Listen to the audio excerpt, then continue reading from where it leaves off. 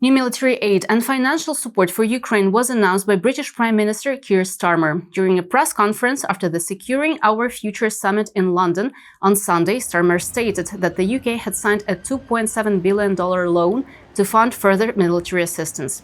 In addition, the British Prime Minister announced a new agreement that will allow Ukraine to access $2.1 billion in UK export finance to purchase more than 5,000 air defense missiles. This would be vital for the immediate protection of critical infrastructure and to strengthen Ukraine in securing peace, said Starmer. He also emphasized the need to avoid past diplomatic failures, referencing the Minsk agreements, and stressed that any future settlement must be underpinned by military strength and international commitment. And today I'm announcing a new deal, which allows Ukraine to use £1.6 billion of UK export finance to buy more than 5,000 air defence missiles, which will be made in Belfast, creating jobs in our brilliant defence sector. This will be vital for protecting critical infrastructure now. The Securing Our Future summit took place on Sunday in London, gathering 18 world leaders, President Zelenskyy among them.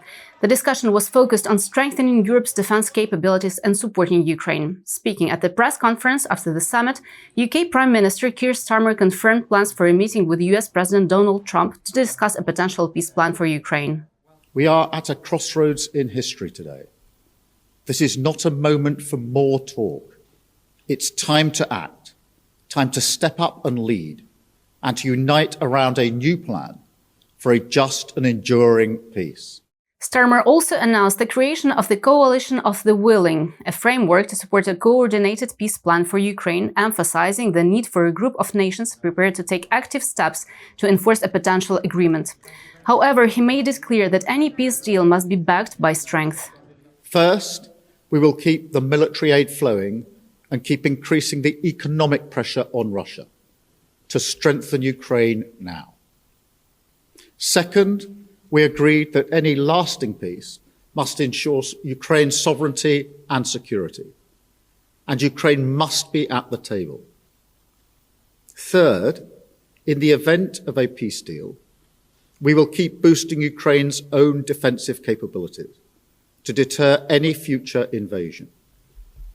Fourth, we will go further to develop a coalition of the willing to defend a deal in Ukraine and to guarantee the peace. The UK is prepared to back this with boots on the ground and planes in the air. Together with others, Europe must do the heavy lifting. But to support peace in our continent and to succeed, this effort must have strong US backing. In his evening address following the summit, the Ukrainian president stated that there is clear support from Europe, with everyone united on the main point. For peace to be real, real security guarantees are needed, and this is the position of the whole continent. However, Ukraine understands the importance of the US. According to Zelenskyy, in the near future, there will be common positions with European allies, with the lines that must be achieved and the lines that cannot be compromised on. These positions will be presented to partners in the United States. There will be diplomacy for peace, and for the sake of all of us standing together, Ukraine, the whole of Europe, and necessarily America. Of course, we understand the importance of America, and we are grateful for all the support we have received from the United States. There hasn't been a single day when we haven't felt grateful, because this is gratitude for the preservation of our independence. Our resilience in Ukraine is built upon what our partners do for us and for their own security. We need peace, not endless war. And that is why we say that security guarantees are the key to this. A series of explosions struck the Ufa oil refinery, one of Russia's largest, in the early hours of Monday. The facility, located approximately 1,400 kilometers from Ukraine, caught fire after being hit by unidentified drones, according to Andriy Kovalenko, head of Ukraine's Center for Countering Disinformation.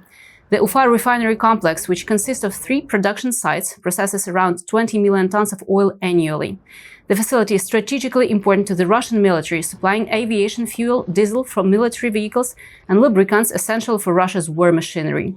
Russian Astra Telegram channel reported direct strikes on fuel storage tanks, damaging pipelines and critical infrastructure.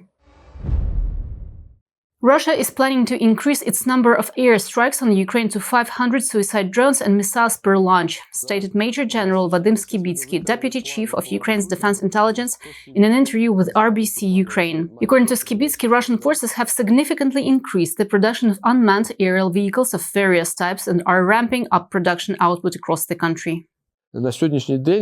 As of now, Russia has increased the number of UAVs they launch every day each month. They can now use 150-200 drones per launch. Also, they do plan on increasing the number of launch sites as well, where the strike drones targeting us take off from. According to their calculations, should they fulfill their plans for the half of this year, they would be able to launch around 500 UAVs simultaneously. The DIU deputy chief added that according to the latest intelligence reports, Russian forces have amassed over 620,000 troops of their military contingent on the temporarily occupied Ukrainian territories as well as Russia's Kursk region. 8 people, including a 7-year-old child, were injured as a Russian drone struck an apartment building in the city of Kharkiv on Sunday. According to the State Emergency Service, a fire broke out on the upper floors following the attack. The 5-story building was partially destroyed. In total, over the past week, more than 1,050 attack drones, nearly 1,300 aerial bombs and more than 20 missiles have been fired at Ukraine by Russian troops. This was reported by President Zelenskyy on his Telegram channel. He underlined that anyone who wants to negotiate does not hit people with ballistic missiles, adding that to force Russia to stop its strikes, the greater collective power of the world is needed. Zelenskyy also stressed that it's important to focus on strengthening Ukraine's air defense, supporting its army and providing effective security guarantees that will make it impossible for Russian aggression to return. Ukrainian Special Operations Forces destroyed the latest Russian Tu-S-43 Malva self-propelled howitzer. On Monday, the SOF command posted footage on Telegram showing the rare Russian howitzer being hit by precise Ukrainian artillery fire. The statement says that due to the ammo taking fire and detonating, a maintenance quad bike was also destroyed in the blast. Malva is a 152mm Russian self-propelled gun mounted on an 8x8 wheeled chassis. Reports of the new howitzers being delivered to the Russian army surfaced as early as October 2023. After attending the summit in London, Zelenskyy met with King Charles III in Sandringham. According to the BBC, while the Ukrainian president was arriving at the Norfolk residence, locals had gathered outside the building, some holding Ukrainian flags, to witness his entrance in a helicopter. Royal sources told journalists that Zelenskyy was warmly received for a 1-hour meeting in the saloon room, with tea being served. The debate that took place in the White House on Friday could have been a manufactured escalation, reported the head of the German CDU party and likely next German Chancellor Friedrich Merz. For me, it was not a spontaneous reaction to interventions by Zelenskyy, but obviously a manufactured escalation in this meeting in the Oval Office. Usually these press appointments only last a few minutes. Friday was different. And yes, I must say, I was somewhat astonished also about the mutual tone.